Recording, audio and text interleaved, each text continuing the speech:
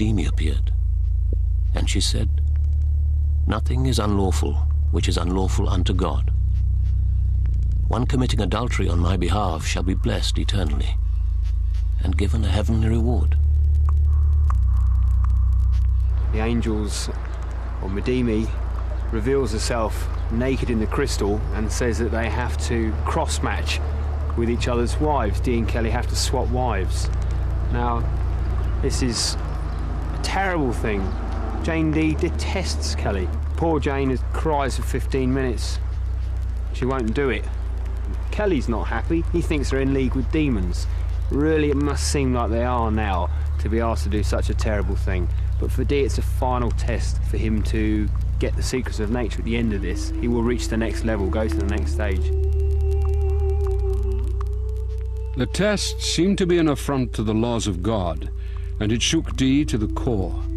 He had risked everything for the angels, but was he now prepared to risk his soul?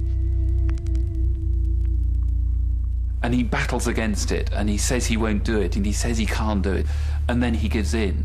And ultimately, he becomes the instrument of the angels. Ultimately, they take him over, and he does everything that they tell him to do.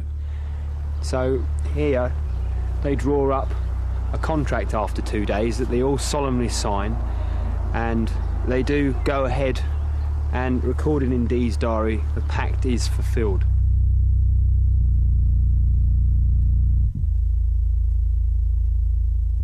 I can see there is no other remedy but for our cross-matching. So it must be done. I offer my soul as a pawn. There is something very empowering about the breaking of taboo. Certain sex practices are seen as being able to enhance magical awareness, to put you into a different state of consciousness.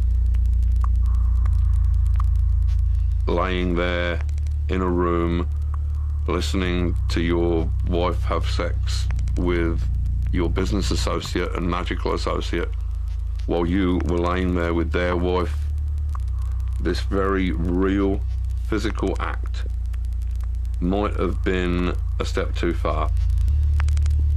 This was as far from theory as it could possibly get.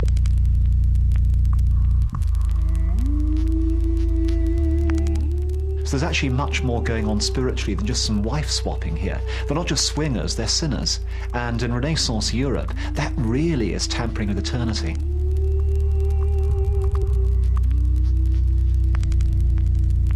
But it spells the absolute end of Dee and Kelly. Nothing is the same again. It changes everything, and the angelic conversations come to an end.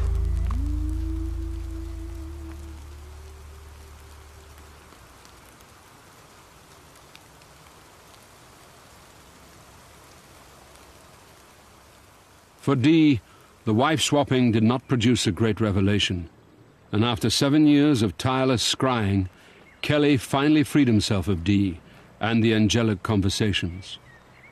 He devoted himself to alchemy and was invited to work directly for Rudolf in Prague. Suddenly, Kelly appeared to have found the secret formula of the Philosopher's Stone. He became famous throughout Europe. He was made a baron, given a castle, and lived a life of outrageous success. He's personally working with Rudolf II on alchemical experiments, making gold. He seems to be able to make gold, and people witness it, they see it, and word spreads like wildfire. Even right the way back to England, Elizabeth I sends out spies to come over and try and get Kelly back. Kelly's fall was as swift as his rise. He was unable to produce unlimited quantities of gold, and Rudolf threw him in prison. Was it because Rudolf realized that he had been the victim of a clever con trick, or that Kelly refused to reveal his secret formula? No one will ever know the truth, as Kelly died attempting to escape from prison.